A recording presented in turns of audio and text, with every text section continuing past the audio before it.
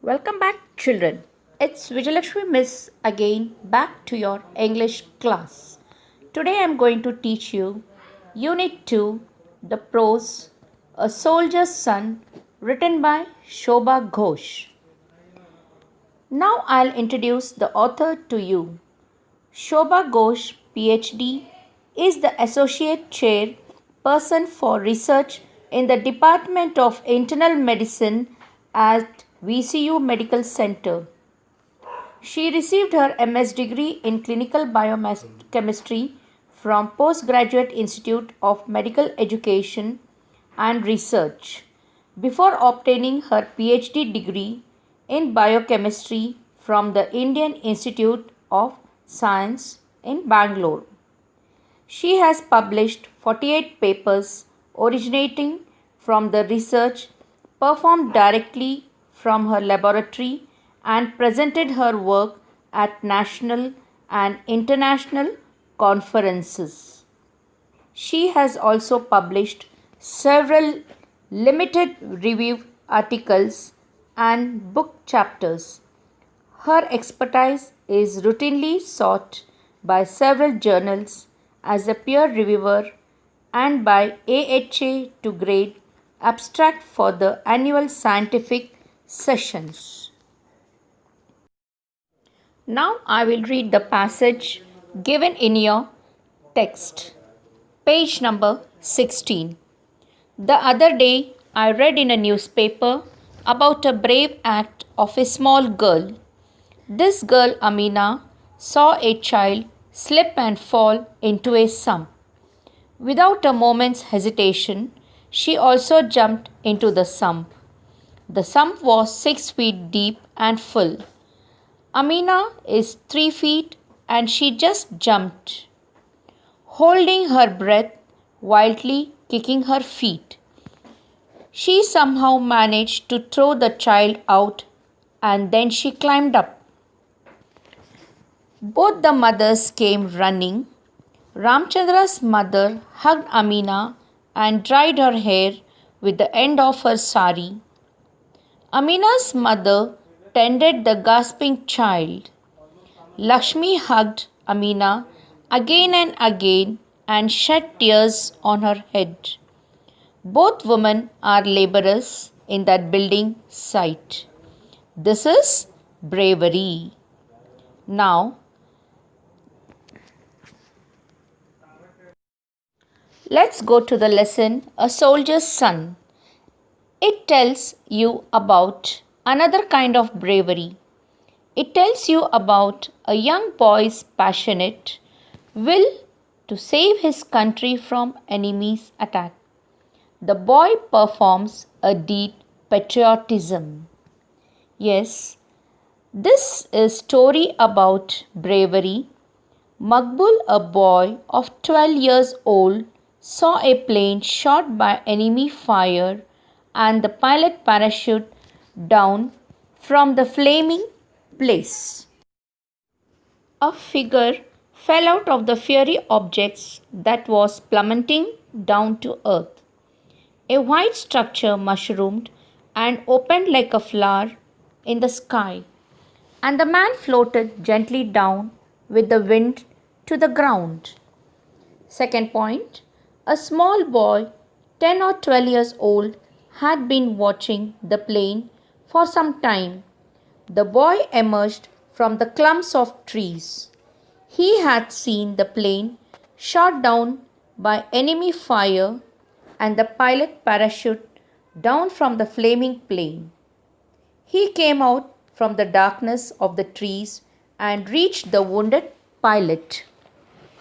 When the boy asked if he could help, pilot asked him to deliver a packet of papers to the commanding officer of the army unit at Air Force Station, Ambala.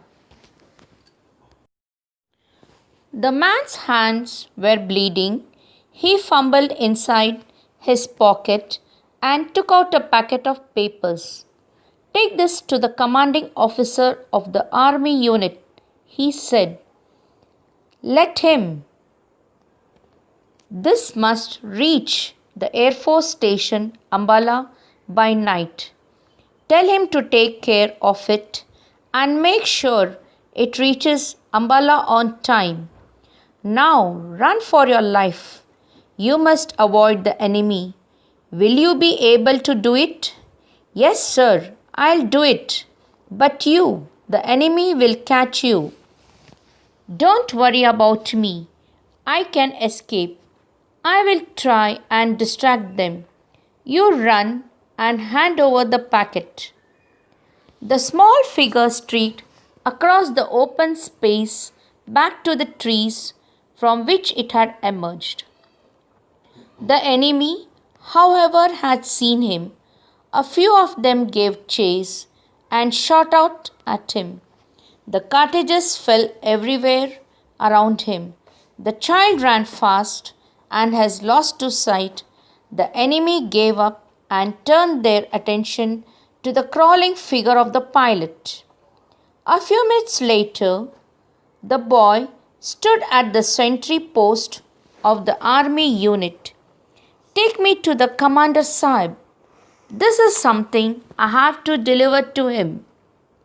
The boy delivered the packet of papers to the commander and also helped to trace the enemies. Who are you and why did you want to see me? The commander officer asked. My name is Maqbul Butt.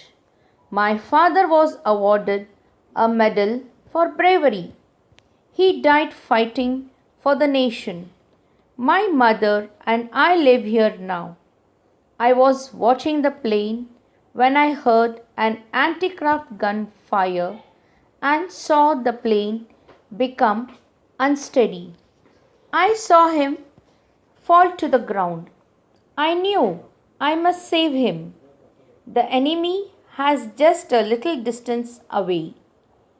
I ran to bring him back by a shortcut, but when I reached him, I found that he could not walk.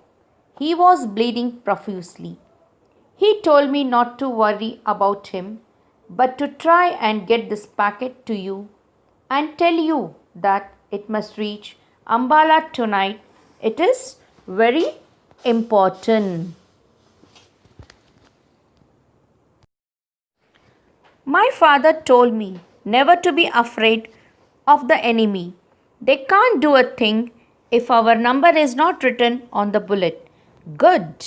You are indeed the brave son of a brave soldier. Has the enemy been able to catch the pilot? I don't know, sir. I couldn't wait to see. Enemy soldiers were surrounded by jeep. Boy helped the enemy soldiers to be surrounded. The boy crumpled down of a sudden as the enemy fire had hit his leg and the blood was dripping on the ground. Still the boy smiled at the officer and said, "A soldier never weeps, sir." I am Maqbul Butt, son of India. This is my land and these are my brothers. It is here that I was born and nurtured. My father's blood is mixed with the soil of this land, and my mother's tears water the earth on which our crops grow. My loyalty rests here with my brothers, blood relations of the soil, for we have broken bread on the same land. Maqbul smiled through his dirt-screed face.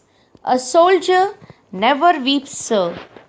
Another voice from somewhere far away, lost in the distant years, seemed to say, "A soldier never runs from the enemy.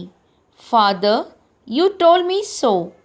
He must face the bullets even when they tear his chest to shreds." Yes, my son, a soldier must not weep, but a father's heart weeps and bleeds with the blood of his son. I received the PVC for my son in the 1971 war. He must have been very brave. You too are very brave. You, my child, are a soldier already, aren't you? It will be all right. I am a soldier's son, and I too will become a soldier when I grow up. You, my child, you are a soldier already, aren't you?